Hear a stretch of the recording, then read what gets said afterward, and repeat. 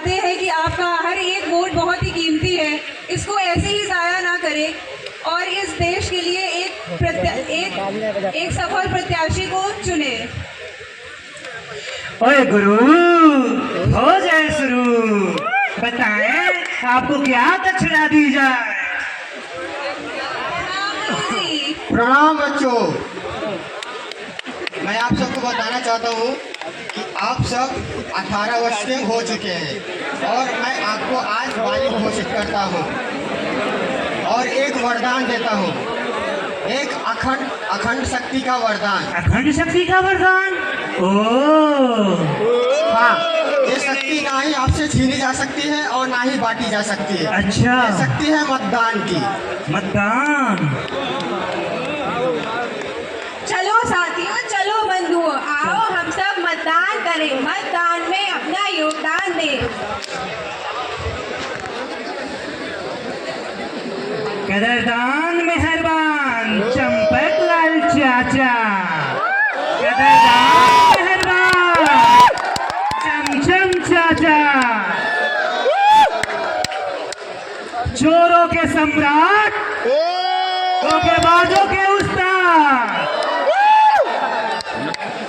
भीखे भिखारी भिख मंगे बहुरूपिये हम लोगों के बीच भीख मांगने की आ रहे हैं। चंदन चाचा जिंदाबाद, जिंदाबाद, जिंदाबाद, चंदन चाचा जिंदाबाद, जिंदाबाद, जिंदाबाद, चंदन चाचा जिंदाबाद, जिंदाबाद, जिंदाबाद। मैं उम्मीदवार चमचम चाचा, मेरा चुनाव में छाता, मैं आपसे वादा करता हूं मित्रों, मैं आपसे वादा करता हूं, यदि मैं इस बार इलेक्शन में जीता तो मैं आपके गांव में कटोरे भर भर के विकास करूंगा। कटोरे भर भर के कि चम्मच भर भर के? और मैं आपसे वादा करता हूं कि 24 घंटे पानी आपके नलों से टपकता रहेगा। और मैं आपसे वादा करता हूं 24 घंटे बिजली प्रोवाइड करूंगा। और मैं आपसे वादा करता हूं कि गरीबों को जड़ से मिटा दूंगा। गरीबों को या गरीबी को? और मैं आपसे विनम्र निवेदन करता हूं कि आप अपने बहुमूल्य वोटों से हमें विजयी बनाए। मेरा नाम है चंपकलाल चाचा, मेरा चुनाव चिन्ह है छाता। चमचम चाचा, चमचम चाचा, चमचम चाचा। जैसे कि आप सबने देखा कि हमारे वोटों से पहले कुछ ऐसे ही नेता आते हैं, बड़े बड़े वादे करते हैं, पर हमें क्या देखना है, हमें अपने मतदान के अधिकारों को की संतुष्टि करनी है और अपने मतदान और अपने इस वोट में अपने नजदीकी मतदाता केंद्र में जाके अपने प्रत्याशी को वोट करना है और ऐसे झूठे नेताओं से सावधान रहना है। बहुत बढ़िया।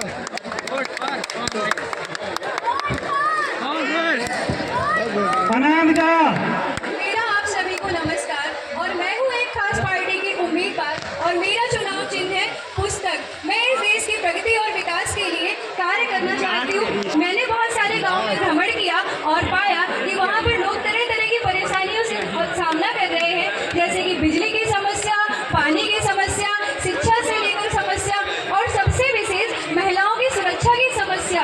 तो मैं चाहती हूँ कि आप हमारी पार्टी पर भरोसा रखें और हमारी पार्टी को भारी मतों से वोट देकर विजयी बनाएं। अनामिका, अनामिका,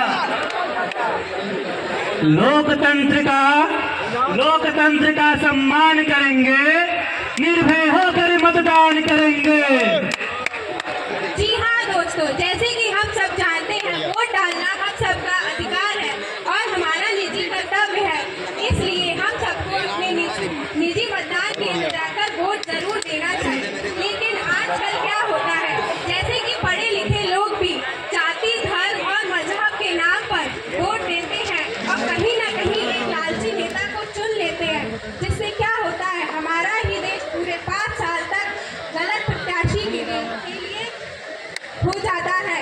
इसीलिए हमारे देश में भ्रष्टाचार, गरीबी, कई अन्य समस्याएं आती जा रही हैं। नर हो या नारी, मतदान है सबकी जिम्मेदारी। जो विकास का काम करेंगे वोट उसी के नाम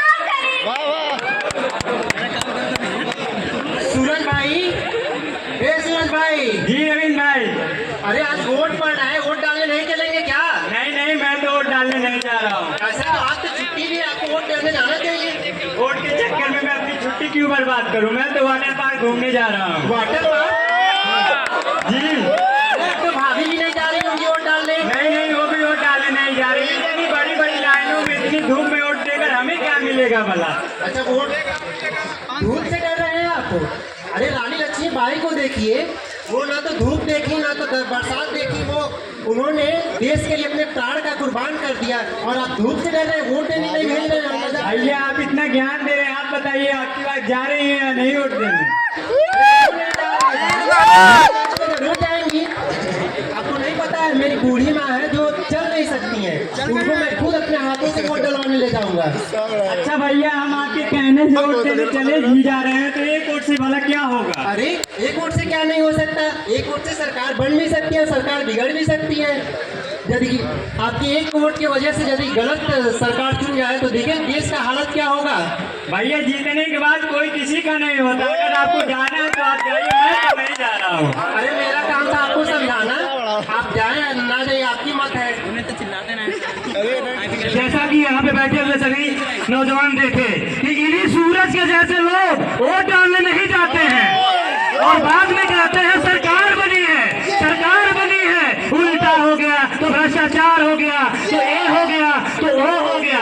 क्या आपको पता है हम लोकतांत्रिक देश में रहते हैं, लेकिन लोकतांत्रिक देश में रहने के बावजूद हम वोट डालने नहीं जाते हैं। दुनिया का सबसे बड़ा प्रजातंत्र है हमारा, फिर भी हम वोट डालने नहीं जाते हैं। और उसके बाद अगर गलत सरकार बन जाती है तो हम उसे बार बार कोसते रहते हैं और उस कोसने से हम लोगों का कोई उद्धार नहीं होता।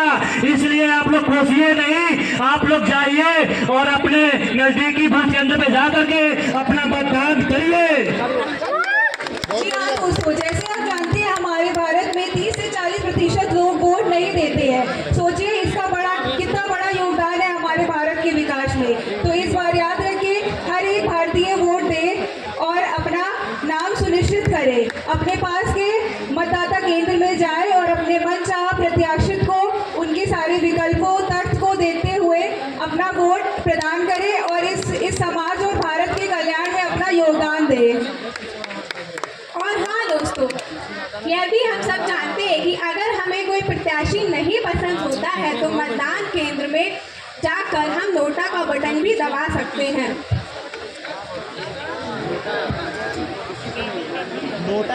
और इसी के साथ आप अपने मोबाइल फ़ोन पर वोटिंग हेल्पलाइन ऐप डाउनलोड कर सकते हैं और इससे इलेक्शन से जुड़ी सारी सुविधाओं का लाभ ले सकते हैं, जैसे कि शिकायत दर्ज करना और नई वोटर आईडी जनरेट करना और पुरानी वोटर आईडी में कुछ बदलाव करना।